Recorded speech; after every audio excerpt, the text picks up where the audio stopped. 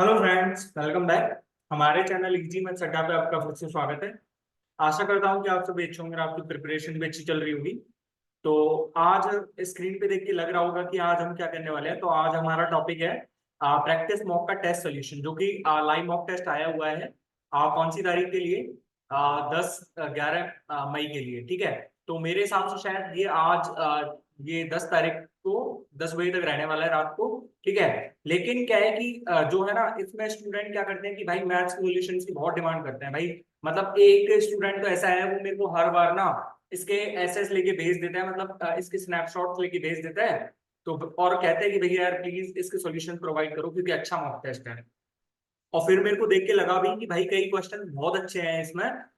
यदि तुम्हारी प्रैक्टिस बहुत अच्छी है ना, यदि तुम्हारे सारे कॉन्सेप्ट यदि तुमसे आते हैं तो तुमसे पेपर होगा, अन्यथा नहीं होगा। बाकी तो हम लाइव बोर्ड के टेस्ट मॉक सॉल्यूशन आपको प्रोवाइड करते ही हैं हर शनिवार को ही, ठीक है। तो भाई कल हम वो भी प्रोवाइड करने का ट्राई करेंगे। मैं अभी कुछ नहीं कह सकता क्योंकि कल काम है थोड़ा। तो भाई मैं कुछ नहीं कह सकता प्रोवाइड कर पाऊंगा या नहीं कर पाऊंगा, लेकिन देखते हैं क्या होता है ना। तो हमारी एकदम best and exam oriented approach रहेगी। वो आप यदि हमारे साथ बने हुए हैं तो आपको पता भी चल चल गया होगा कि भाई हमारी जो एग्जाम ओरिएंटेड अप्रोच रहती है, फिर कैसी अप्रोच रहती है। जहां जहां पे हम लगा पाते हैं तो वहां पे मैं लगाने का प्रयास करता हूँ मेरी तरफ से, ठीक है ना। और जहां पे लगा नहीं सकते तो वहां पे कैसे लगाऊंगा। ये हमारे कुछ लिंक्स हैं, मैंने आपको दिखाने के लिए सिर्फ यहाँ पे लगाए हुए हैं। मैंने मैथ्स की प्रैक्टिस सीरीज चला रखी है अपने इस चैनल पे, ठीक है। मैंने जिसमें सीट 1 से सीट 7 तक अपलोड कर दिए हैं। और स्टूडेंट को बहुत पसंद आती है ये शीट है भाई। मेरा मानना ये है, यदि ये शीट कर पा रहे हो ना आप, जैसे 25 क्वेश्चन की होती है, यदि 20 से 22 क्वेश्चन भी आप कर पा रहे हो तो भाई ये सोच के चलना कि तैयारी बहुत अच्छी है। क्योंकि इसमें सारे अच्छे क्वेश्चन हैं, एक भी ऐसा क्वेश्चन नहीं है कि जो मैंने ऐसा तुच्छा सा डाल दिया हो, ठीक है। ये हमारे टेलीग्राम चैनल का लिंक है जहाँ पे मैं सॉल्यूशंस वगैरह की जो पीडीएफ है वहां पे मिल जाती है आपको वीडियो के बाद। आप इसको भी ज्वाइन कर सकते हो रिलीवेंट मॉक से सर्च करके, है ना। दूसरा मैंने इंस्टॉलमेंट इन एसआई की वीडियो डाली हुई है। तीसरा डिसऑनेस्ट डीलर। चौथा मैंने एवरेज ओवरलैपिंग, जो कि स्टूडेंट का बहुत मतलब डिमांडिंग टॉपिक रहता है ना, एवरेज ओवरलैपिंग बहुत अच्छे से डाली हुई है। सबकी मैं आपको लिंक मैं आपको डिस्क्रिप्शन बॉक्स में प्रोवाइड कर दूंगा। एक लीनियर रेस के ऊपर वीडियो है जो मैंने बहुत अच्छे से डाली हुई है। ज्योमेट्री के इंपॉर्टेंट कॉन्सेप्ट की सीरीज, जिसमें डे 1 डे 2 डे 3 कुछ स्टूडेंट की बहुत ज्यादा वो रहती है कि सर पेपर आ गया, ज्योमेट्री हुई नहीं है, तो भाई ये क्वेश्चन भी कर लो आप, ये कॉन्सेप्ट भी कर लो। यदि आप यूट्यूब पे बहुत ज्यादा घूमते हो तो भाई कुछ समय इसके लिए ही दे दो। और भाई मेरा दावा है कि इस सीरीज को देखने के बाद ना 100% फ्री में आपके जितने भी क्वेश्चन आएंगे ना ज्योमेट्री में, वो कर दोगे आप, ठीक है।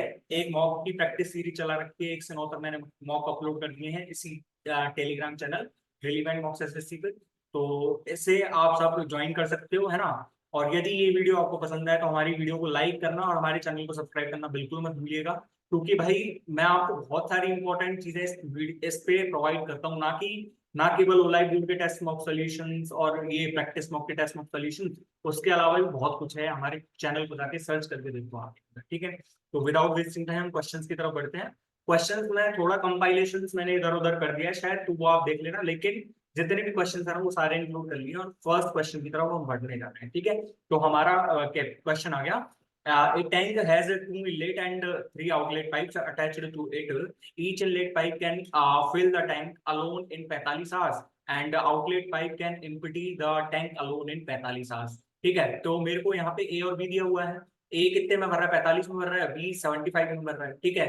तो यहाँ पे हम टोटल वर्क निकालने के लिए क्या करेंगे? देखो 5 दोनों में कॉमन है, 5 दोनों में कॉमन है। यहाँ पे 5 नाम 45 होता है। अब यहाँ पे 15 बच गया, 15 में से यहाँ पे 3 तो आ गया लेकिन 5 नहीं है, तो मैं यहाँ पे 5 का मल्टीप्लाई कर दूंगा, 5 का मल्टीप्लाई कर दूंगा। ऐसे लिया जाता है। तो मेरे पास कितना आ गया? 225 आ गया, है ना। तो मैं यहाँ से कितना कह सकता हूँ? एक की एफिशिएंसी कितनी आ गई मेरे पास? 5 है और बी की एफिशिएंसी -3, ठीक है। तो हमारे पास जो दो 3 की एफिशिएंसी मेरे पास कितनी हो जाएगी? 15 हो जाएगी। और यहाँ से जो बी की एफिशिएंसी वो मेरे पास कितनी हो जाएगी? जो दो बी की एफिशिएंसी है ना, कितने कह रहे हैं? ईच इनलेट, अच्छा ए टैंक है, ठीक है, 3 आउटलेट पाइप्स। हाँ तो मतलब मेरे पास 2 इनलेट पाइप्स है, तो मेरे पास 10 इसकी हो गई और माइनस में जो है 15 इसकी हो गई मेरे पास, ठीक है ना। क्योंकि सॉरी 9 हो गई ना मेरे पास इसकी, है ना। तो if the all pipes are opened together then time taken to fill the tank. तो मेरे आंसर ही आ गया 225 कैसे आया? 10 माइनस में 9 से डिवाइड कर रहा था इसको, आंसर आ जाएगा अपना, ठीक है। आपको यदि ये क्वेश्चन नहीं हुआ तो भाई टाइम एंड वर्क जाके पढ़िए। मेरा ओवरऑल सजेशन यही है कि आपसे यदि ये क्वेश्चन नहीं बना है तो भाई टाइम एंड वर्क जाके पढ़िए। ठीक है, दूसरा क्वेश्चन है मेरे पास, the area of a circle A is 539 pi centimetre square more than that of the area of circle B. If the sum of their radii A and B is 77 centimeter, then find the difference between the circumference of the A and B। यहाँ पे मैं आपसे एक चीज पूछना चाहूंगा कि जैसे ये 539 पाई है, 539 पाई है, मतलब मेरे पास यहाँ पे ये R1 स्क्वायर माइनस में R2 स्क्वायर है, तो R1 स्क्वायर माइनस में R2 स्क्वायर मेरे पास कितना है 539। भाई भाई हम यहाँ से एरिया का हमको डिफरेंस दे रखा है, एरिया का डिफरेंस दे रखा है ना मेरे को कि the area of circle A, मैं सर्कल ए की रेडियस को यदि R1 मान लूं तो R1 का स्क्वायर माइनस में R2 का स्क्वायर, यही तो दे रखा है मेरे को 539 पाई, यही तो 539 पाई दे रखा है मेरे को। तो मैं पाई से यदि पाई को काट दूं, पाई से यदि पाई को काट दूं मैं दोनों तरफ से, तो मेरे पास R1 माइनस में R1 स्क्वायर माइनस में R2 स्क्वायर मेरे पास कितना आ जाएगा 539 आ जाएगा। ठीक है, मैं यहाँ पे लिख देता हूँ R1 स्क्वायर माइनस में R2 square is equals to 539, और यहाँ से मेरे पास कितना दिया हुआ है R1 प्लस में R2 इज इक्वल्स टू मेरे पास 77 दिया हुआ है, 77 दिया हुआ है। तो then find the difference between the circumference of this circles. तो मेरे पास R1 माइनस में R2 तो निकाल लो पहले, R1 माइनस में R2 निकाल लो, R1 माइनस R2 कितनी आ गई 7 आ गई मुझसे 7, तो 2 पाई आर ही तो रहेगा, 2 पाई आर यानी कि मेरे पास कितनी आ जाएगी 44 सेंटीमीटर इसका जो है सर्कमफेरेंस की वो आ जाएगी, क्योंकि मेरे पास 11 का मल्टीपल आना है। 11 का मल्टीपल मैंने इसलिए चेक नहीं करा क्योंकि सारे की सारे ही ऑप्शंस 11 का मल्टीपल दिए हुए हैं। ठीक है, आपको समझ में आ गया होगा ना, यदि ये चीज लिख के भी आपको भाई पूरा समझा दिया देख लो, है ना। तीसरा क्वेश्चन है, तीसरा क्वेश्चन भी थोड़ा इंपॉर्टेंट लगा के चलना भाई, आजकल बहुत पूछे जाते हैं ऐसे क्वेश्चन एग्जाम में। A alone can complete a work in 7 days while A and B together can complete the same work in 24 days। तो मेरे पास A है और B है, तो ये 60 डेज में कर रहे हैं और A प्लस में B कितने डेज लगे रहे 24 डेज। मैं यदि टोटल काम को 120 मान लूँ, दोनों का LCM, तो मेरे पास इसकी एफिशिएंसी 2 आ गई, इनकी दोनों की एफिशिएंसी 5 आ गई, यानी कि B की एफिशिएंसी मेरे पास कितनी आ गई 3 आ गई। ठीक है, B started the worked for 18 days, worked for 18 days मतलब उसने 54 काम कर दिया, तो बचा कितना 66 काम बचा, 66 काम बचा। And the remaining work was completed by A, remaining work मतलब 66 वर्क को ए ने कंप्लीट कराया। The total ways of allocated for the work is 2000, मतलब मेरे पास दिया हुआ क्या है, यहाँ से यदि आप इंटरप्रेट कर पा रहे हो तो यहाँ से मेरे को एक चीज दी हुई है, then find the wage received by A. भाई ए का वेज कितना रहेगा, जितने दिन उसने काम करा होगा, भाई डे जो रहेगा वो डायरेक्टली प्रोपोर्शनल टू डे, मतलब जितने दिन उसने काम करा होगा उतना ही तो रहेगा। तो मेरे पास कितने का मल्टीपल 11 का मल्टीपल आना है, ये नहीं है ये नहीं है ये नहीं है, मेरे पास सही यही तो ऑप्शन आ रहा है 11 का मल्टीपल। 11 का मल्टीपल तो सिर्फ मेरे पास यही ऑप्शन आ रहा है ना, कितने सेकंड लगे होंगे मात्र 10 से 15 सेकंड, लेकिन आपको बशर्ते ये आना चाहिए कि भाई आपको work is directly proportional to the मतलब कितने डेज काम करा है उसने बेस। ठीक है, तो मेरे पास यहाँ से निकाल दो, मेरे पास कितनी दी हुई है 120 की वैल्यू मेरे पास 2000 दी हुई है, तो मैं यहाँ से कितना कह सकता हूँ, मेरे को 66 की वैल्यू चाहिए, तो 2000 बटे 120 इंटू में 66, यानी कि इसको 6 से काट लो तो 11 20, और ये मेरे पास 100 1100 आ गया। ठीक है, मेरे पास चौथा क्वेश्चन है, इंपॉर्टेंट लगा लेना, है ना, इंपॉर्टेंट लगा लेना, क्योंकि भाई मैंने आपको बार बार बोला है कि यदि ज्योमेट्री पढ़नी है ना तो ज्योमेट्री की कॉन्सेप्ट आनी चाहिए आपको, है ना। In the given figure, ABC is a right angle triangle such that कोण ABC is equals to 90 degree and DE is perpendicular to AB. DE is perpendicular to AB. DE is equals to 2 centimeter. DE is equals to 2 centimeter. And DBC is equals to 60 degree. DBC is equals to 60 degree. And CAB is equals to 30 degree. CAB is equals to 30. तो ये मेरे पास 30 है, ये मेरे पास 90 है, तो मेरे पास ये 60 डिग्री हो जाएगा। ठीक है, ये मेरे पास 30 है, ये मेरे पास 60 डिग्री हो जाएगा। मतलब मेरे को क्या चाहिए, मेरे को डीबीसी का एरिया चाहिए, डीबीसी मेरे को इसका एरिया चाहिए। अब बताओ आपके दिमाग में क्या आना चाहिए। मैंने डे फर्स्ट में ना जो सिमिलैरिटी वाला कॉन्सेप्ट है बहुत अच्छे से समझा दिया, सिमिलैरिटी वाला कॉन्सेप्ट, और जो मैंने ट्राइंगल के सारे जो इंपॉर्टेंट कॉन्सेप्ट है ना वो बहुत अच्छे से समझा दी भाई। बने रहो एंड तक, मतलब आप भी ये कह दोगे कि सर यार आपने बहुत अच्छी प्रैक्टिस कराई, हमारा डर ही खत्म हो गया सारी जगह से। ठीक है ना, तो देखो मेरे पास राइट एंगल के अंदर राइट एंगल बन रहा है, देखो ये एक तो ये वाला ट्राइंगल लूं मैं, और एक मैं पूरा बड़ा वाला ट्राइंगल लूं, तो मैं यहाँ से क्या कह सकता हूँ कि मेरे पास जो है ना मैं सीधा भी लिख सकता था, लेकिन आप समझ ही लो कि एडीई की वैल्यू, एडीई किसके सिमिलर है मेरे पास, त्रिभुज एडीई किसके सिमिलर है, देखो ए तो कॉमन है ही, डी हमारे पास किसके बराबर है, डी मेरे पास सी के बराबर है, ई मेरे पास किसके बराबर है, बी के बराबर है। मतलब मैं यहाँ से सीधा सीधा एक कंक्लूजन ये भी तो निकाल सकता हूँ ना कि भाई यदि ये मेरे पास 2 है तो मेरे पास ये पूरा कितना हो जाएगा, पूरा मेरे पास कितना हो जाएगा, यदि ये 2 है तो मेरे पास ये 4 सेंटीमीटर नहीं हो सकते, 4 सेंटीमीटर नहीं हो सकते। ठीक है, ठीक है ना। यदि ये 4 है तो मेरे पास ये कितना हो जाएगा, 4√3। देख लो भाई, 2√3, 2√3, यहाँ पे ये 2 है तो मेरे पास ये 2√3 तो आना है। सॉरी, 1 सेकेंड, ये मेरे पास 2 है ना, तो ये मेरे पास 2√3 तो आएगा, है ना। ठीक है, और ये मेरे पास यहाँ से यहाँ तक यदि मैं 4 मान लूँ तो इसको मेरे पास 2√3 आना है। मतलब मैं यहाँ से कितना कह सकता हूँ कि ये मेरे पास 60 है, ये मेरे पास 60 है, ये मेरे पास 60 डिग्री है। तो मेरे पास ये कौन सा ट्राइंगल बन गया, कौन सा ट्राइंगल बन गया मेरे पास, ये इक्विलेटरल ट्राइंगल नहीं बन गया क्या। और जब ये इक्विलेटरल भी बन गया मेरे पास, तो मैं यहाँ से कितना कह सकता हूँ, इसकी साइड मेरे पास कितनी है, 4 है, तो मेरे पास 4√3 सेंटीमीटर स्क्वायर आ गया ना आंसर। कौन सा फॉर्मूला लगाया, √3/a²। तो मेरे पास यही फॉर्मूला लगा के सीधा सीधा ये आंसर आ गया, है ना। तो मेरे पास सीधा सीधा आंसर ही आ गया ना। मैं भाई क्यों इससे आगे बढ़ूंगा, मेरे को यहाँ पे आपको यही समझाना था कि भाई मेरे पास ये कैसे आया, ये पैरेलल ही है ना इसके, ये पैरेलल ही होगी इसके, मतलब इन दोनों का रेशियो इक्वली तो रहेगा। मैं ये कहना चाहता हूँ कि यहाँ से मेरे पास क्या रिलेशन आता है, AD is equal, AD upon में A C is equals to D E upon में C B is equals to A upon में ए बी। तो मेरे पास यही तो रेशियो आना है ना। ठीक है, तो मैं ये भी तो कह सकता हूँ कि मेरे पास इसको पैरेलल मान लूं मैं इसके, तो मैं इसको नहीं मान सकता कैसे। ठीक है, ठीक है, आ गया हो तो समझ में कोई दिक्कत नहीं है, वरना भाई आराम से पढ़ो ज्योमेट्री, कोई दिक्कत नहीं है। ठीक है, पढ़ना तो पड़ेगा।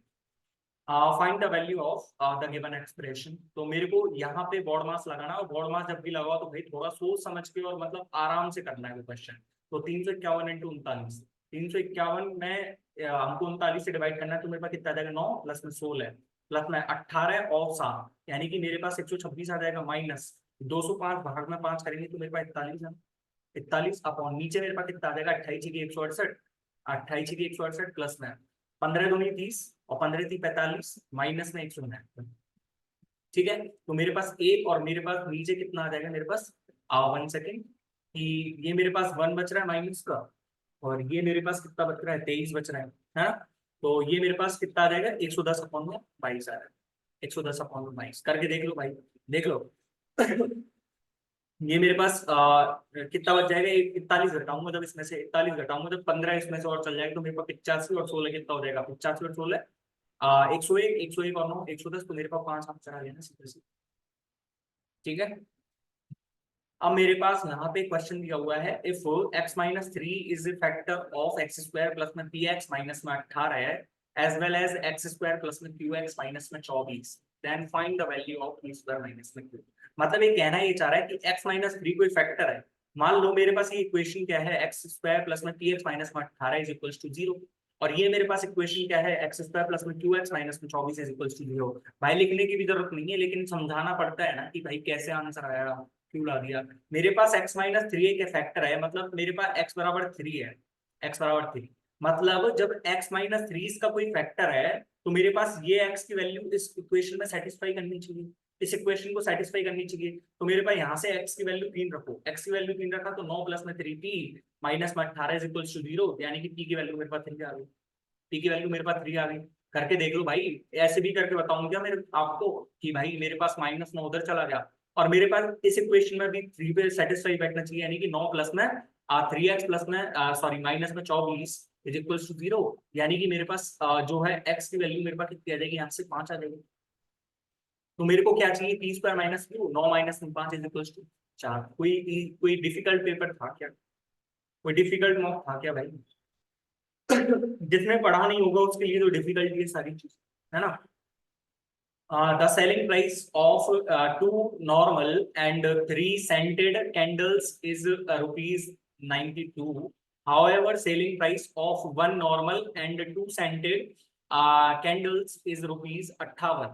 If each normal candle is sold at 20% loss and each scented candle is sold at 20% profit, then find the cost of 8 normal and, ये कॉस्ट प्राइस क्यों पूछ रहा है, मतलब यहाँ पे इसका क्या रिलेशन है। यहाँ पे इसका क्या रिलेशन? अच्छा, मतलब ये कहना चाह रहा होगा कि भाई मतलब इन्होंने 92 रुपए पे कब बेची, जब इसको 20% लॉस पे बेचा, इसको 20% प्रॉफिट पे बेचा। ठीक है। मतलब यहाँ पे नॉर्मल कैंडल की प्राइस को मैं यदि 5x से 4x में बेच रहा है ना, 5x से 4x में, और ये इसको कितने में बेच रहा है, मैं इसको मान लू यदि बाई मान लू, तो मेरे पास 5 बाई से 6 बाई में बेच रहा हूँ। ठीक है। तो मेरे पास यहाँ पे टू नॉर्मल्स हैं, टू नॉर्मल्स, मतलब मेरे पास टू नॉर्मल्स की प्राइस कितनी हो जाएगी, मेरे पास 8x हो जाएगी प्लस 9। अब मेरे पास यहाँ से 3 सेंटेड है, 3 सेंटेड मतलब मेरे पास 18 वाई हो जाएगा। इसकी वैल्यू मेरे पास कितनी है, 92 दे। ठीक है। और मेरे पास यहाँ से वन नॉर्मल, वन नॉर्मल मेरे पास मतलब 4x का हो जाएगा प्लस 9। ये मेरे पास कितनी है, two scented candles, two scented candles मतलब 12 वाई हो जाएगा मेरे पास यहाँ पे, तो इज इक्वल्स टू 50। ठीक है। तो मेरे पास यहाँ से अब इसको सिमिलर करने के लिए मैं यहाँ पे 2 से मल्टीप्लाई कर दूंगी, तो मेरे पास यही इक्वेशन 8x प्लस में ये कितना हो जाएगा 24 बाय इज इक्वल्स टू ये मेरे पास 116 हो जाएगा। भाई ये कैसे आया, क्यों आया, देखो ये तो आप इक्वेशन का जब वैल्यू निकालोगे एक्स एंड वाई की, आपको आता होगा, आपने एक तो सब्स्टिट्यूशन मेथड पढ़ा होगा, एक आपने विलोपन, मेरे को नाम तो एग्जैक्ट नहीं पता है, लेकिन एक सब्स्टिट्यूशन मेथड आपने यदि पढ़ा हो, 9th क्लास में आ जाता है वो, तो हमने 4x को जो है 8x को मैंने काटने के लिए क्या करा कि मैंने इस इक्वेशन को 2 से मल्टीप्लाई कर दिया। ठीक है। तो अब मैं इनको डिवाइड करूंगा, अब मैं इनको घटाऊंगा, तो मेरे पास ये तो कट ही जाएगा, यानी कि मेरे पास कितनी आ रही, -6y की वैल्यू मेरे पास कितनी आ जाएगी यहाँ से, -24। तो मेरे पास y की वैल्यू कितनी आ रही है, y की वैल्यू आ रही है मेरे पास 4। यानी कि एक सेंटेड जो उसका प्राइस है ना, एक सेंटेड का प्राइस मेरे पास कितना आ गया, 20 आ गया, और वो बेची कितने में गई है, बेची मेरे पास 24 में गई है। लेकिन हमको तो क्या चाहिए कि एक नॉर्मल एंड 3 सेंटेड, तो 3 सेंटेड का प्राइस कितना हो जाएगा मेरे पास, 60 हो जाएगा। ठीक है। 3 सेंटेड का प्राइस को लिखो पहले यहाँ पे 60, और ये मेरे पास अब कितनी है, ये 5x है। ठीक है। तो मेरे पास एक की वैल्यू तो निकालो पहले, मतलब यहाँ से मेरे पास y की वैल्यू यदि 4 है, तो y की वैल्यू 4 रख के मैं यहाँ से नहीं निकाल सकता क्या वैल्यू, नहीं निकाल सकता क्या मैं वैल्यू, तो मेरे पास यहाँ से 8x की वैल्यू, 8x प्लस में 18y इज इक्वल्स टू 92 है। ठीक है। तो मेरे पास यहाँ पे जब y की वैल्यू 4 है, y की वैल्यू 4 है मेरे पास, तो मैं यहाँ से कितना कह सकता हूँ कि 8x की वैल्यू मेरे पास 20 है, यानी कि x की वैल्यू मेरे पास 5/2 है, 5/2। तो मेरे पास यहाँ से जब x की वैल्यू 5/2 है, तो मेरे पास एक नॉर्मल की प्राइस कितनी आ गई मेरे को, 25/2। हमको 8 की प्राइस चाहिए, 8 की प्राइस चाहिए, तो मेरे पास कितना हो जाएगा, ये 100 हो जाएगा, यानी कि 100 प्लस में 60, 160 मेरे पास आंसर। ठीक है। जिस क्वेश्चन में थोड़ा समझाना पड़ता है उस क्वेश्चन में थोड़ा समझा दिया है आपको अच्छे से, लेकिन ज्यादा से ज्यादा यदि आपकी कैलकुलेशन वगैरह फास्ट है, तो आप ज्यादा से ज्यादा 1 से 1.5 मिनट में निपटा दोगे इस क्वेश्चन, 1 से 1.5 मिनट में। भाई सारे क्वेश्चन एक जैसे नहीं होते यार, कुछ क्वेश्चन को तो टाइम लगेगा ना, वरना पेपर ऐसे ही हो जाएगा फिर तो। ठीक है। मेरे पास है क्वेश्चन नंबर, कुछ कोई भी होगा मेरे को नहीं पता। A person started his journey in the morning and covered 2/15 part till 9 a.m. and 60% of the total journey till 4 p.m. on same day. At what time he will reach his destination? मतलब मेरे पास कोई ऐसा question आएगा ना भाई, practice इतनी करो कि आपको तुरंत पता चलता है।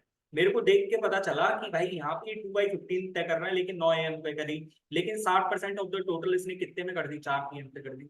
तो मैं यहाँ से क्या करूँ कि ये 2/15 है मेरे पास, और ये मेरे पास 3/5 है, मतलब मैं यदि टोटल डिस्टेंस को मैं 75 मान लू, 75 को मैं टोटल डिस्टेंस मान लू, तो उसने 9 p.m. तक, 9 a.m. तक कितना कर लिया था, 9 a.m. तक उसने कितना कर लिया था, 9 a.m. तक उसने कितना कर लिया था, 10 कर लिया था।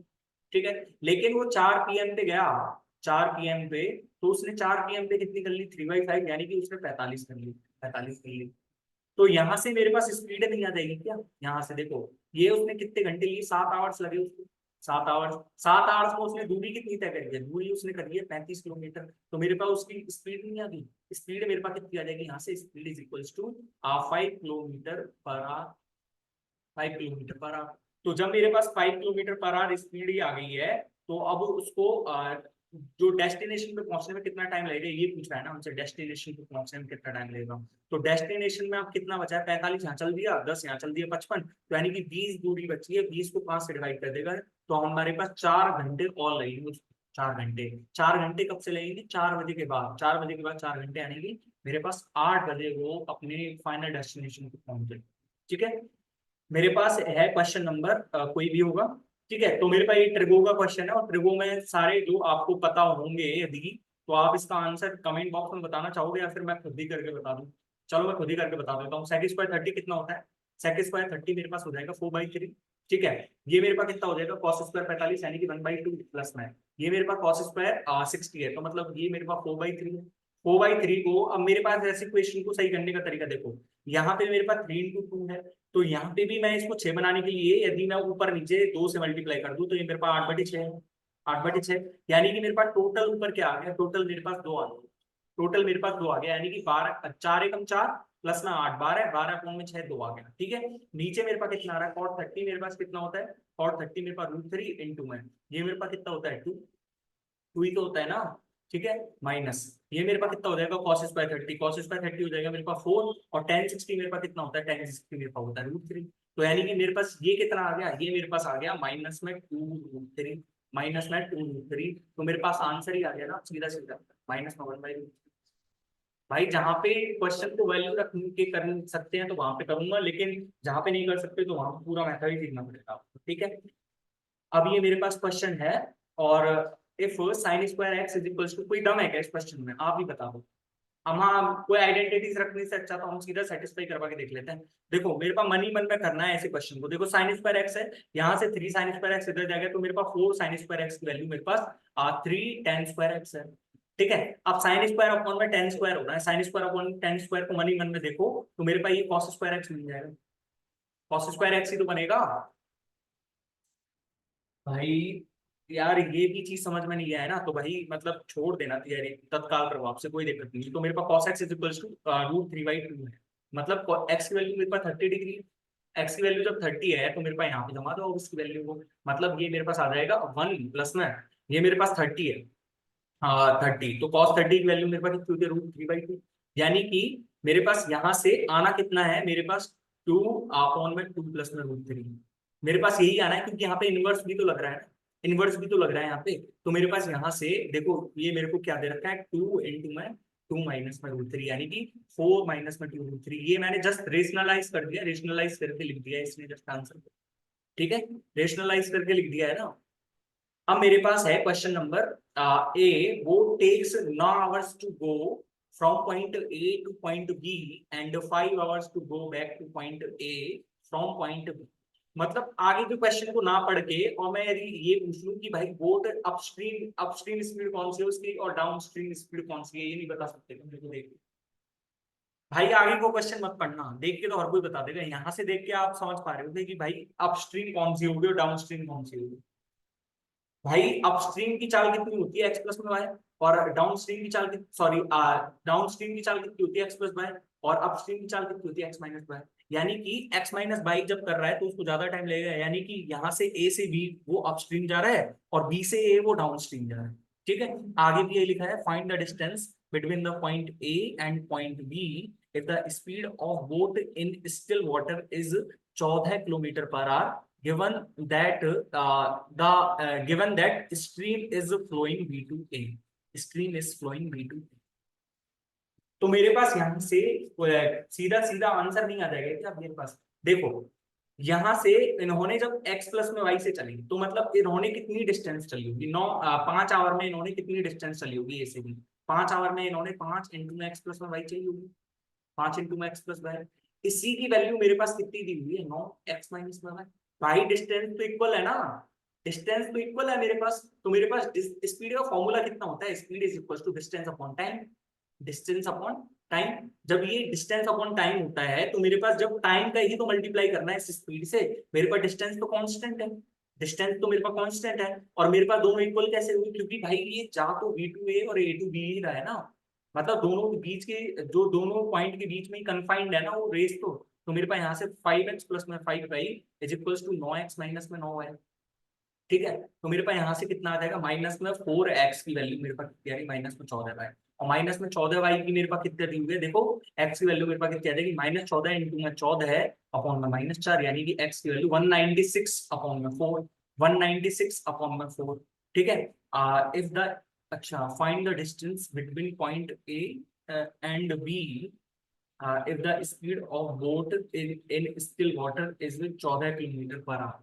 ठीक है, यहाँ पे डिफरेंस कहाँ पे आ गया भाई, ये 196 अपॉन में 4 है ना, तो मेरे पास यहाँ से कितना आ जाएगा 49 आ रही है भाई, ये तो आ ही मेरे पास 49 रही है। चलो देखते हैं कहीं क्या गलती हुई है। A boat takes 9 hours to go from point A to B, 9 hours point A to B, and 5 hours to go back to point A from point B. ठीक है, find the distance between point A and point B if the speed of boat in still water is 14 kilometre per hour, given that the stream is flowing. अच्छा ये मेरे पास, sorry, ये मेरे पास stream still water में चलती है, मतलब ये मेरे पास एक्स की वैल्यू है। जब ये मेरे पास एक्स की वैल्यू है ना, तो मेरे पास यहाँ से अलग ही वैल्यू आनी है। मतलब मैंने क्या है कि उल्टा लिख दिया है ना, मैंने क्या है कि उल्टा लिख दिया ये। तो तब आंसर अब आपको कमेंट बॉक्स में बताना है इसका, ठीक है। ये मैंने उल्टा कर दिया, यहाँ पे एक्स की जगह मेरे को क्या लेना था, मेरे को एक्स की जगह लेना था, ठीक है। तो मैंने आपको तरीका बता दिया और आपको कमेंट में इसका आंसर बताना है ना। यहाँ पे मेरे पास दिया हुआ है इफ a अपॉन में b is equal to c upon में d is equal to e upon में f इज इक्वल टू 3 है, then find the value of इसकी। तो मेरे पास स्क्वायर करके जोड़ दे तब भी मेरे पास कितना आंसर आना है, मेरे पास तो इसका स्क्वायर आ जाएगा, मेरे पास 9 आ जाएगा सीधा सीधा। यदि आपको ट्रिक्स पता है ना सीधी सीधी, तो आपने 2 से 3 सेकंड लगेंगे आपको आंसर सेट करने में। लेकिन भाई तरीका भी तो आना चाहिए, देखिए तरीका भी तो बता दूंगा मैं। भाई देखो यहाँ से मेरे पास कितना है, a बराबर 3b है, c बराबर में 3d है, और ये e बराबर में मेरे पास कितना है 3f है। ठीक है, यहाँ पे जमा दो सारी जगह, यहाँ पे वो कर दो आप, मतलब इसको पुट कर दो वैल्यूज को। तो मैं यहाँ से 9 को कॉमन ले लूँ तो ऊपर से नीचे वाला कट जाएगा ना मेरे पास पार्ट। भाई मैं यदि यहाँ पे 3b रख दूं एक ही जगह 3b, तो मेरे पास ये 9b² है, और यहाँ पे ये कितना आएगा मेरे पास 9d² है, और यहाँ पे मेरे पास कितना आएगा 9f²। मतलब मैं 9 को कॉमन ले लूं ऊपर ऊपर से, तो मेरे पास नीचे और ऊपर एक ही तो बन रहा है, यानी कि एक आ जाएगा, तो मेरे पास वही तो बचा है। ठीक है, करके देख लेना आराम से कॉपी पे रच रच के, कोई दिक्कत नहीं। ठीक है, 3 friends A B and C want to divide rupees 810 among them such that the amount received by A is 20% less than the amount received by B and C together। मतलब मेरे पास यहाँ पे A अपॉन में B plus में C कितना दे रखा है, मेरे पास 20% लेस, यानी कि A को यदि 4 मिला है तो B प्लस में C को 5 है। ठीक है, इसी की वैल्यू मेरे पास 4 प्लस में 5 की वैल्यू मेरे पास कितनी दी हुई है 810। मतलब मैं यहाँ से कितना कह सकता हूँ कि मेरे पास यहाँ पे कितनी आई, एक की वैल्यू मेरे पास 90 आ गई, यानी कि बी और सी का जो शेयर है ना वो 450 है, और ए का शेयर मेरे पास कितना आ गया, ए का शेयर मेरे पास आ गया 360। ठीक है, whereas the amount received by C is 80 less than the that of A, find the amount received by B। तो मेरे पास 80 लेस देन वो है, तो मेरे पास देखो A का अमाउंट मेरे पास 360 है, तो B का अमाउंट मेरे पास कितना हो जाएगा 280 हो जाएगा। तो यानी कि C का अमाउंट मेरे पास, सॉरी, C का अमाउंट मेरे पास इतना है, तो मेरे पास B का अमाउंट कितना हो जाएगा, B का अमाउंट मेरे पास हो जाएगा 170। 170 हमारा आंसर, 450 में से 180 मैं लिख के नहीं घटाने वाला हूँ, 280। ठीक है, आप करते रहना, है ना। 5 companies sold 3 types of, ठीक है, the table given below shows that the number of cars sold, number of petrol sold, number of diesel car sold and the respective companies। ठीक है, find the ratio of number of electric cars sold by company B to the number of electric cars sold by company D। number of electric cars, ठीक है, तो number of electric cars मेरे पास B ने कितनी बेची है, number of electric cars B ने बेची है 2440, है ना। और डी ने कितनी बेची है, डी ने बेची है 1560 नंबर ऑफ। अच्छा ये तो मेरे पास टोटल नंबर है क्या, sorry, total numbers of the table given below shows that numbers of cars sold, number of petrol and number of diesel, the ratio of। अच्छा मेरे पास यहाँ से इलेक्ट्रिक कार्स का रेशियो मेरे पास कितना आ जाएगा, देखो यहाँ से 1440 में से इसको घटाओ, 1440 में से यदि मैं 500 और 500 हजार, हजार और 84 1084 और 32 कितना हो जाएगा मेरे पास, 1084 और 32, 16 और 16, तो मेरे पास 1116 हो जाएगा। तो 1116 घटाऊंगा मैं इसमें से, तो मेरे पास कितना आंसर आएगा 324 आएगा। ठीक है, सीधा सीधा ही देख लो भाई, यहाँ पे 24 बच गया मेरे पास और 324 आ जाएगा। ठीक है, और यहाँ पे मेरे पास इसमें से हजार, हजार और 84 और 44 मेरे पास कितना हो जाएगा 16 और 28, यानी कि मेरे पास यहाँ से कितना घटाना था 1128 घटाना था, इसमें से घटा दो 1128 को। तो जब 1128 मैंने इसमें से घटाया तो मेरे पास कितना आ रहा है आंसर, मेरे पास आ रहा है 432। 432, तो मेरे पास यहाँ से ये रेशियो आ रहा है 324 रेशियो 432, इसको 26 से काटो, 36 से काटो, 36 से, तो 36 अंठे होता है, 36 नंबर 324, और 36 × 12 करते हैं, यानी कि 3:4 आंसर। ठीक है, ठीक है ना भाई, 324 है तो मतलब 36 नंबर 324 होता है, ये मेरे को पता है। ठीक है, अब ये मेरे पास है क्वेश्चन नंबर, कोई भी होगा मेरे को नहीं पता, क्योंकि क्वेश्चन नंबर यहाँ पे इंक्लूड नहीं हुए हैं। A mixture contains 80 litres of acetone and rest water.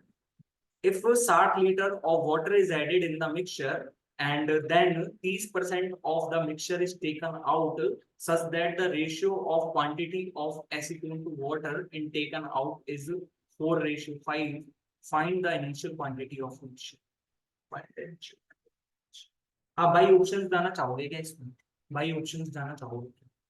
मैं यदि इनिशियल क्वांटिटी को यदि मैं इनिशियल क्वांटिटी को मैं 100 मान लूं, इनिशियल क्वांटिटी को मैं 100 मान लूं, तो यदि यहाँ पे आपने जो इस क्वेश्चन को यदि बाई ऑप्शंस करना चाहा, बाई ऑप्शंस, तो आप कैसे करोगे इस question?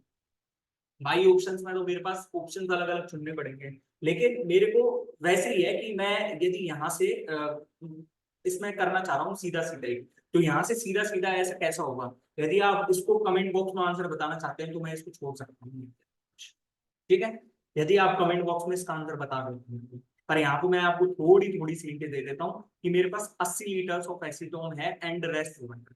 if 60 litre water is added in the mixture and then 30% of the mixture is taken out, मतलब मेरे पास यहाँ पे 80 लीटर है और मेरे 60 लीटर वाटर ऐड करा है, मतलब 60 लीटर वाटर ऐड करने के बाद ये मेरे पास 4:5 में निकल रहा है, 4:5 में, तो 4:5 में निकल रहा है, मतलब जो मिक्सचर और वो था ना मेरे पास, जो क्या था मेरे पास जो 60 लीटर वाटर ऐड करने के बाद ना मेरे पास जो मिक्सचर आया ना, उसमें भी मेरे पास एसीटोन और वाटर का रेशियो मेरे पास कितना है?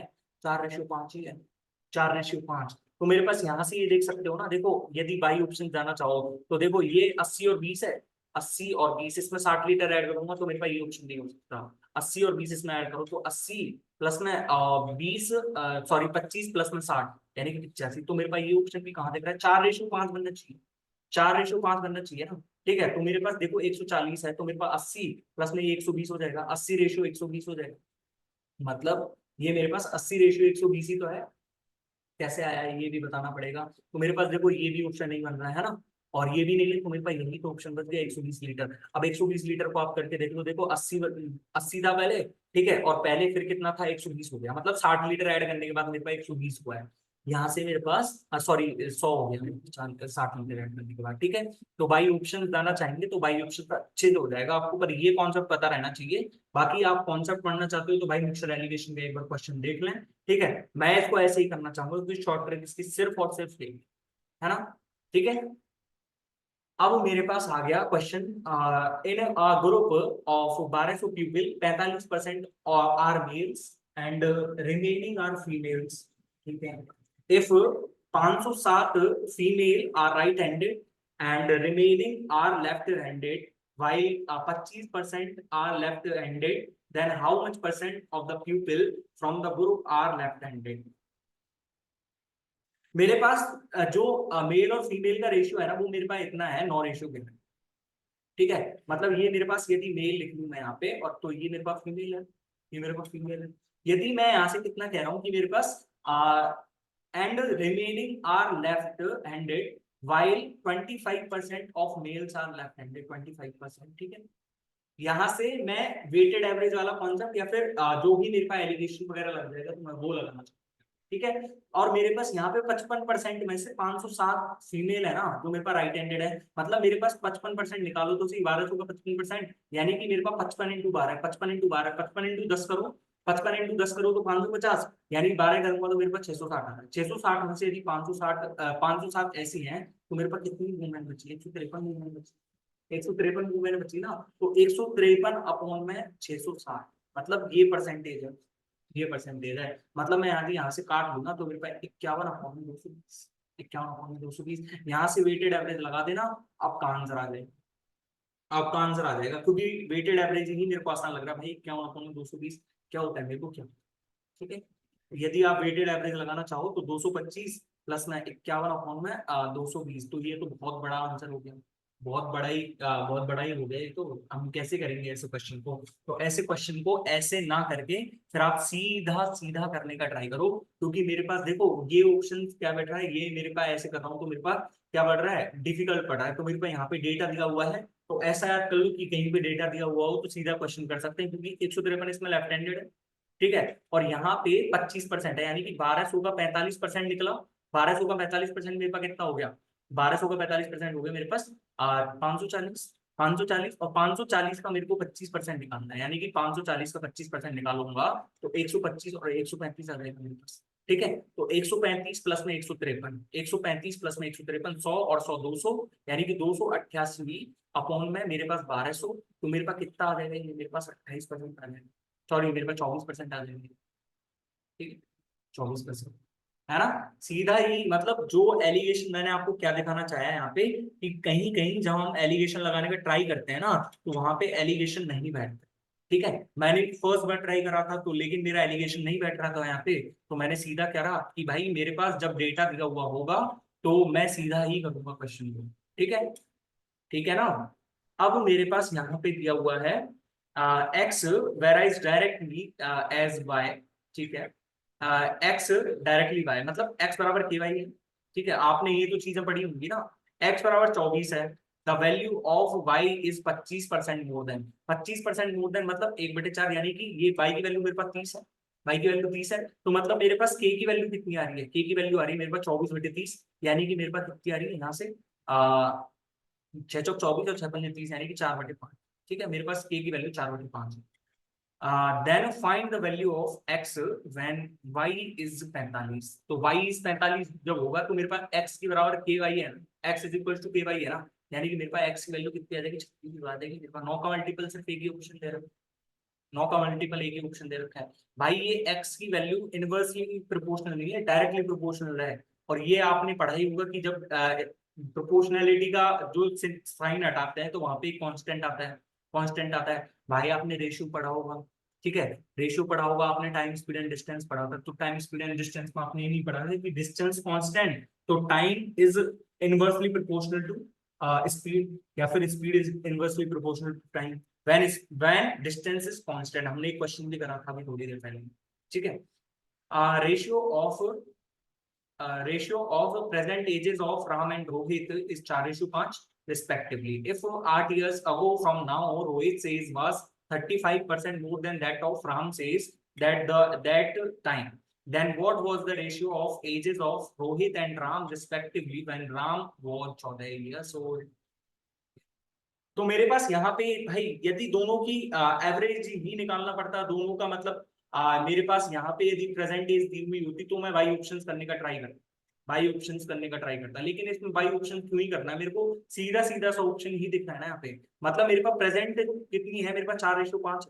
ठीक है, पर ये दे कितना रहा है? ये मेरे पास दे 8 ईयर्स पहले का रहा है, 8 ईयर्स पहले। तो मेरे पास कितना दे रखा है? Rohit age was 35% more than Ram age. Rohit age मतलब यदि ये 20 है राम की एज, तो मेरे पास यहाँ से, सॉरी, ये मेरे पास यदि 20 है तो मेरे पास यहाँ से 23 है। मतलब मेरे पास जो है राम की एज यदि मेरे पास 20 है तो मेरे पास रोहित की कितनी हो जाएगी? रोहित की एज मेरे पास कितनी हो जाएगी? 23 हो जाएगी। रोहित की जो एज है मेरे पास। ठीक है, तो मैं यहाँ से अब सीधा निकाल सकता हूँ ना कि देखो यहाँ पे 20 और 23 है, मतलब यहाँ पे डिफरेंस इनकी एज में कितना है? 3 है। हम चाहे 8 ईयर्स बाद देख लें, रोहित यदि राम से 3 ईयर्स बड़ा है तो वो हमेशा 3 ईयर्स ही बड़ा रहेगा उससे। मतलब मैं यहाँ से कितना कह सकता हूँ कि मेरे पास 12 होना चाहिए और ये मेरे पास 15 होना चाहिए। तो मेरे पास यहाँ से देख लो 8 ईयर्स पहले, मतलब उनकी प्रेजेंट एज 12 और 15 ही आ गई है। प्रेजेंट एज मेरे पास 12 और 15 ही आ गई है। तो यहाँ से कितना कह रहा है?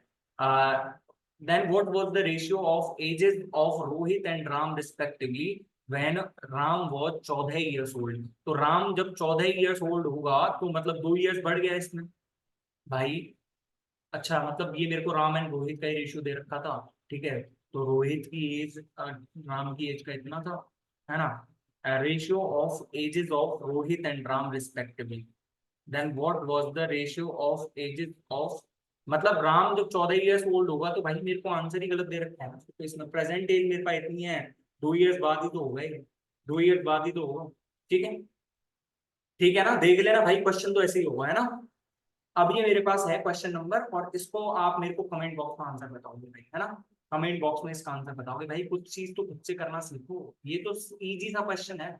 मैंने सारे जो डिफिकल्ट क्वेश्चन थे वो तो मैंने बता ही दिए, थोड़े लॉजिकल क्वेश्चन जहाँ पे थे वो तो बता ही दिए मैंने, है ना। यहाँ पे if sec theta is equals to √2 है एंड 3π/2 थीटा, मतलब थीटा यहाँ पे कौन से क्वाड्रेंट में जा रहा है आप बता सकते हो क्या। मतलब 270 है यहाँ पे और ये 360 है, मतलब यहाँ पे फोर्थ क्वाड्रेंट में जा रहा है थीटा, जो फोर्थ क्वाड्रेंट में जा रहा है। ठीक है, तो जब फोर्थ क्वाड्रेंट में जा रहा है मतलब मेरे पास यहाँ पे थीटा की वैल्यू मेरे पास 315 डिग्री है। थीटा की वैल्यू मेरे पास 315 डिग्री है।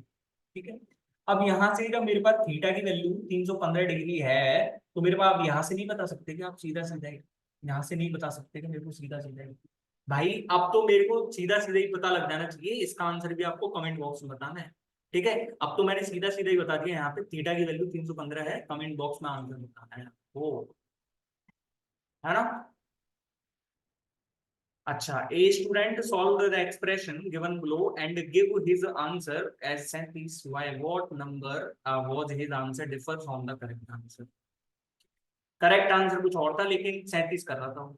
ठीक है, अब मैंने आपको सीधा सीधा ही बताया, यहाँ पे 18/4 है, 22/6 है, तो मैं क्या कर रहा हूँ कि इसको मैं 4 और 6 पहले से कितना होता है 12 होता है, मतलब मैं ऊपर मैं नीचे 12 बना रहा हूँ। 12 बनाने के लिए मैंने यहाँ से कितने से मल्टीप्लाई करा, 3 से, यानी 54/12। यहाँ पे मैंने 2 से करा, 44/12 और यहाँ पे मैंने 12 से करा, 12 से करूंगा मैं, तो 12×6 72 और 72 प्लस में 6 यानी कि 78, क्योंकि 12 इंटू में 0.5 भी तो करना था ना मेरे को, तो यानी कि यहाँ से 78/12, यानी कि मेरे पास यहाँ से सॉल्व करने पे कितना आ रहा है, 54 और 44 कितना होता है, 54 और 44 मेरे पास होता है 98, 98 और 78 176 हो जाएगा, 176/12 इंटू में 21 माइनस में, देखो 25 चौका 100 होता है।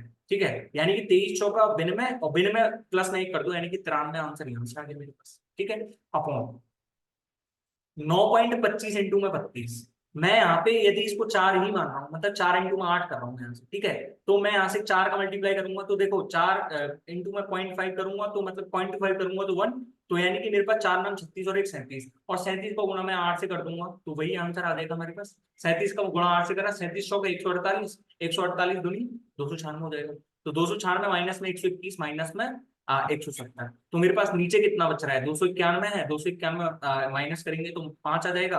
और यहाँ से देखते हैं, देखो ये मेरे पास 7 बार कट गया, ये मेरे पास कितना बार कट गया 4 बार, और यहाँ से ये मेरे पास कितनी बार कट जाएगा 4 चौका 16 और 4 चौका 16, यानी कि 308 माइनस में 93/5, यानी कि मेरे पास कितना आ रहा है 308 माइनस में 93 यानी कि 215, 215/5 इज इक्वल्स टू मेरे पास कितना आ जाएगा यहाँ से 43। ठीक है, उसका 37 रहा था लेकिन करेक्ट आंसर 43 है, कितने का डिफरेंस है 6 का तो डिफरेंस है। ठीक है, okay, the income of A is rupees 12,500 and the income of B is 40% more than that of A. A spent 18% of his income on food, 60% of the remaining income on rent and saved the rest, while B spent rupees 7400 more than he saved. ठीक है, find the average savings of E and B। यहाँ पे successive वाला concept लगेगा आपको पढ़ा हो तो आपने। ठीक है, अब सक्सेसिव वाला कॉन्सेप्ट कैसे लगेगा भाई, मैं आपको इजीएस्ट पेज में बताता हूँ, है ना। यहाँ पे मेरे पास बी की मेरे पास ए की इनकम मेरे पास 12,500 है, लेकिन बी की इनकम तो 44% मोर देन है, यानी कि 44% मतलब 11/25 भाई, 1/4 1/25 कितना होता है 4%, तो मेरे पास 11/25 ही तो होगा, मतलब बी की मतलब यदि ए की इनकम 25 यूनिट है तो बी की इनकम कितनी है मेरे पास 36 यूनिट, तो मेरे पास 36 यूनिट की वैल्यू कितनी हो जाएगी, देखो 25 की वैल्यू 12,500 है, मतलब कितनी गुना 25 की वैल्यू मेरे पास कितनी है 12,500, मतलब मेरे पास 500 गुना है, तो मेरे पास 36 की गुना 500 से करूंगा तो मेरे पास 18,000 आ रही बी की इनकम है ये। ठीक है, अब मेरे पास यहाँ पे क्या कितना रहा है कि A spend 18% on of his income on food, मतलब ए ने जब 18% इनकम को फूड पे फूड पे वो कर दिया, तो मतलब उसने 50 में से 9 खर्च कर दिया, यानी कि 50 में से 41 बचा उसके पास। ठीक है, अब उसने 60% of the remaining income on से एंड सेव्ड द रेस्ट, मतलब उसने रेंट पे कितना करा 60%, 60% ऑफ द रिमेनिंग, मतलब उसके पास 5 था तो 5 में से 3 खर्च कर दिया, यानी कि 2 बचा उसके पास, 2/5। इसी की वैल्यू मेरे पास कितनी देर की, देखो यहाँ पे मेरे पास उसकी सैलरी कितनी थी 250 थी, लेकिन उसने सेव कितना करा है 41 दूनी 82, 82 सेव करा है, मतलब मेरे पास 250 की वैल्यू कितनी दी हुई है, 250 की वैल्यू यहाँ पे मेरे पास 12,500 दी हुई है, मतलब 50 गुना, 50 गुना। तो मेरे पास तो मेरे पास 82 का भी 50 गुना, यानी कि 82 गुना 100 होता तो 82, यानी कि 4100 आ जाएगा मेरे पास, मतलब उसकी सेविंग मेरे पास 4100, उसकी सेविंग मेरे पास 4100 थी, एक ही सेविंग बाकी है मेरे पास, एक ही सेविंग, है ना, एज सेविंग, है ना। अब मेरे पास यहाँ पे क्या कितना रहा है कि B spend 7400 more than he save, मतलब बी ने यदि आ, यदि एक्स सेव करा है और उस तो उसका जो स्पेंड है वो कितना है, एक्स प्लस में 7400, इसी की वैल्यू मेरे पास कितनी दी हुई है, उसकी इनकम के बराबर हो जाएगा पूरा। भाई इनकम बराबर एक्सपेंडिचर प्लस सेविंग ना, तो 2x की वैल्यू मेरे पास कितनी आ जाएगी यहाँ से, 10,600। तो मेरे पास एक्स की वैल्यू 5300, यानी कि उसकी सेविंग कितनी है 5300, और हमको दोनों की सेविंग का एवरेज निकालना था। देखो 53 प्लस में 41, यानी कि मेरे पास 94, और 94 का आधा कितना हो जाएगा मेरे पास 47, तो इसका आंसर हो गया। भाई और कोई शॉर्ट मेथड तो नहीं है, आपकी कैलकुलेशन यदि फास्ट है तो आप कितने सेकंड में, भाई ज्यादा से ज्यादा 1 मिनट लगते हैं, ज्यादा से ज्यादा 1 मिनट, यदि कैलकुलेशन ठीक ठाक है तो, और आपको अच्छे से कॉन्सेप्ट पता है तो, यदि आपका माइंड हिट कर रहा है तो ज्यादा से ज्यादा दो, भाई 1.5 मिनट लग गया होगा, 1.5 मिनट से ज्यादा ले रहे हो तो भाई अपनी जो है कैलकुलेशन बढ़ाओ, अभी बहुत टाइम है, मतलब 4 महीने, 4 महीने काफी होते हैं, ठीक है। अच्छा, a certain sum of money becomes 5 times of itself in 8 years when invested at a certain rate of compound interest. In how many years will it become 625 times of itself at the same rate of interest? ठीक है, तो मेरे पास यहाँ पे 5 की power 4 times हो रहा है, वो 5 की पावर 4 टाइम्स, ठीक है। तो भाई मेरे पास जब 5 टाइम्स 8 ईयर्स में हो रहा है, तो 5 की पावर 4 टाइम्स मेरे पास 32 ईयर्स में होगा। आपने कंपाउंड इंटरेस्ट यदि पढ़ा होगा तो आप कितने सेकंड मान से लगा देंगे, 5 से 6 सेकंड में। बाकी आप करते रहना भाई, नहीं होगा भाई एग्जाम में, एग्जाम में हेजिटेशन के चक्कर में आप नहीं कर पाओगे क्वेश्चन। लेकिन कैसे हुआ वो भी थोड़ा देख लेते हैं। भाई मैंने कंपाउंड इंटरेस्ट जब दिया था ना, तो कंपाउंड इंटरेस्ट में मेरे पास, जब आपने मल्टीप्लाइंग फैक्टर पढ़ा होगा, इंटरेस्ट का मल्टीप्लाइंग फैक्टर क्या होता है, मतलब आपने पढ़ा था ना ये, कि भाई जब हम फर्स्ट ईयर का वो देते हैं ना, मतलब 100 से 110 हो गया, मतलब 10% यदि मैं इस पे ब्याज लगा दूं तो मेरे पास 110 है, ठीक है। और मैं इस पे फिर 10% लगेगा, 10% लगेगा, तो यानी कि मेरे पास 121 हो गया, 121 हो गया। तो मेरे पास यहाँ पे हो कितना रहा है ये, हो मेरे पास कितना रहा है कि मेरे पास 1.1 टाइम्स हो रहा है यहाँ पे, 1.1 टाइम्स हो रहा है, ठीक है। और यहाँ पे मेरे पास हो कितना रहा है, यहाँ से यहाँ तक जाने में मेरे पास कितना हो रहा है, 1.21 टाइम्स। मतलब मैं यहाँ से इतनी, एक बात ये मेरे को समझ में आई कि यहाँ से ये 1.1 का स्क्वायर टाइम्स हो रहा है, 1.1 का स्क्वायर टाइम्स। तो मेरे पास यहाँ पे जब 1.1 का स्क्वायर टाइम्स हो रहा है, और यहाँ से जब मैं तीसरे ईयर्स के निकालूंगा, तो मेरे पास 10% ब्याज से आके मेरे पास 1300, मतलब सॉरी 133.1 ही तो आए। तो मतलब ये मेरे पास यहाँ से कितना आ जाएगा, ये मेरे पास 33.1 वो आ रहा है मेरे पास, मतलब यहाँ पे मेरे पास 133.1 हो रहा है, 133.1 हो रहा है। यानी कि मेरे पास यहाँ पे जो अमाउंट हो रहा है ना, अमाउंट हो रहा है वो मेरे पास कितना हो रहा है, 1.1 की पावर। तो मतलब मेरे पास यहाँ से जितने ईयर्स होंगे ना, जितने टाइम्स हो रहा है, जितना टाइम्स हो रहा है उतने ईयर लगेंगे। मतलब यहाँ पे 5 टाइम्स होने में यदि 8 ईयर लगा रहा है, तो उसका चार्ट, उसका 5 की पावर 4 टाइम्स होने में सीधा 32 ईयर से लग रहा है। मैंने आपको कॉन्सेप्ट बता दिया भाई, अब भी नहीं समझ में आया तो भाई कोई दिक्कत नहीं है, तत्काल प्रभाव से छोड़ देना भाई, कोई दिक्कत नहीं है, एक बच्चा कम हो जाएगा तो कोई फर्क नहीं पड़ने वाला इससे, ठीक है। अच्छा, 1 man, 2 women and 3 children together can do a piece of work in 15 days, while 3 men, 2 women and 2 children can complete the same work in 10 days. Find the time taken by 14 men and 4 women to complete the same work. मैंने आपको time and work का अच्छे से concept बता दिया है, 2 question मैंने आपको समझा दिए हैं, है ना। और इसका आंसर अब आपको कमेंट बॉक्स में देना है मेरे को। सिर्फ मैं आपको एक हिंट दे देता हूँ कि हमको जो है ना, दोनों का टाइम सेम करना है, मतलब दोनों के द्वारा किया हुआ क्या है, मतलब जैसे मैं एक मैन की एफिशिएंसी को यदि एम मान लूँ, एक डब्ल्यू, एक की यदि मैं सी मान लूँ, तो मतलब मेरे पास मैन प्लस में 2 वुमेन प्लस में 3 चिल्ड्रन, यहाँ से मेरे पास कितना टाइम, कितने डेज में कर रहा है, 15 डेज में, इज इक्वल टू ये वर्क मेरे पास किसके बराबर हो जाएगा, 3 मैन प्लस में 2 वुमेन प्लस में 2 चिल्ड्रन के द्वारा कितने दिन में किया गया था, ठीक है। तो यहाँ से आप कर लेना, और नहीं आया आंसर तो मेरे को कमेंट बॉक्स में बता देना, मैं आपको बता दूँ, ठीक है। आ जाएगा, वैसे कोई दिक्कत नहीं है ना। यहाँ पे एंड दे रखा है, एंड दे रखा है, और दिया हुआ होता तो हमारे पास जो है एक दूसरे का वो हो जाता, मतलब इनवर्सली, लेकिन यहाँ पे एंड दिया हुआ है, तो एंड का मतलब यहाँ पे प्लस भी है। ठीक है, आ जाए तो ठीक है, वरना कमेंट बॉक्स में बता देना, मैं आपको करके बता दूंगा, है ना। अब ये मेरे पास ऐसा क्वेश्चन है, और आपने यदि डे फर्स्ट वाली वीडियो देखी है ज्योमेट्री के इंपॉर्टेंट कॉन्सेप्ट की सीरीज में, मैंने आपको वहां पे पेन भी बताया था कि भाई कैसे था। तो मेरे पास यहाँ पे सिर्फ एक ही कॉन्सेप्ट है, O is the centre of the circle, M X and N X are two tangents, M X and N X, the ratio of O X to O N, O X to O N, O X, मतलब देखो ये मेरे पास totally मेरे पास कैसा होता है ना, ये मेरे पास ऐसे, ठीक है। तो भाई मैं अब यहाँ से देखो क्या कह सकता हूँ, मेरे पास यहाँ पे ओ एक्स की वैल्यू मेरे पास √2 है, और इसकी वैल्यू मेरे पास 1 है ना। तो यहाँ पे ये टेंजेंट और रेडियस के बीच में कौन कितना होता है, 90 डिग्री, यानी कि ये मेरे पास अब 90 डिग्री के सामने √2 है और इसके सामने 1 है, तो मेरे पास ये 45 डिग्री और ये भी 45 डिग्री। ठीक है, तो मेरे पास ये जब ये 45 डिग्री, 45 डिग्री के सामने 1, तो ये भी 45 डिग्री के सामने 1 होगा, यानी कि आपसे कोई टेंजेंट का वो पूछ ले आपसे तो 1 आएगा। तो ये 45, तो ये भी 45 मेरे पास, मैंने आपको अच्छे से बता रखा है कि क्योंकि भाई ये दोनों देखो, ये ओ एम एक्स और ओ एन एक्स एक दूसरे के क्या है, कॉन्ग्रुएंट है, और कॉन्ग्रुएंट में जो होते हैं कॉरेस्पॉन्डिंग साइड इक्वल रहती है, कॉरेस्पॉन्डिंग साइड इक्वल रहती है, यानी कि और कॉरेस्पॉन्डिंग एंगल्स भी इक्वल रहते हैं, यानी कि 45 है तो ये भी 45।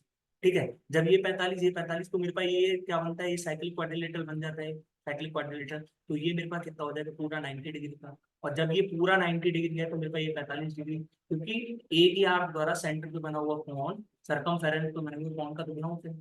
ठीक है, तो साइन कोण एन ए एम निकालना था, यानी कि साइन में 45 डिग्री, और साइन 45 डिग्री कितना हो गया बस 1/2। ठीक है, तो भाई सारे क्वेश्चन हो गए हैं, है ना। जो मैंने छोड़े हैं जो क्वेश्चंस उन पे आप थोड़ा ध्यान देना, और कमेंट बॉक्स में उसके आंसर भी बताना भाई, तभी मैथ्स बढ़ेगी। और भाई मैथ्स को बढ़ाने का तो सिर्फ एक ही तरीका मेरे को यही लगता है, बाकी आपको कोई तरीका दिख रहा हो तो भाई मेरे को भी बता देना, है ना। तो भाई मैंने आपको अच्छे से करवा दिए, और वीडियो पसंद आए तो प्लीज मेरी वीडियो को लाइक करना, और हमारे चैनल को सब्सक्राइब करना बिल्कुल ना भूलिए। थैंक यू सो मच, मिलते हैं नेक्स्ट वीडियो में। नेक्स्ट वीडियो में क्या, कल ही मिलते हैं लाइव ग्रुप में, एंड तब तक के लिए बाय।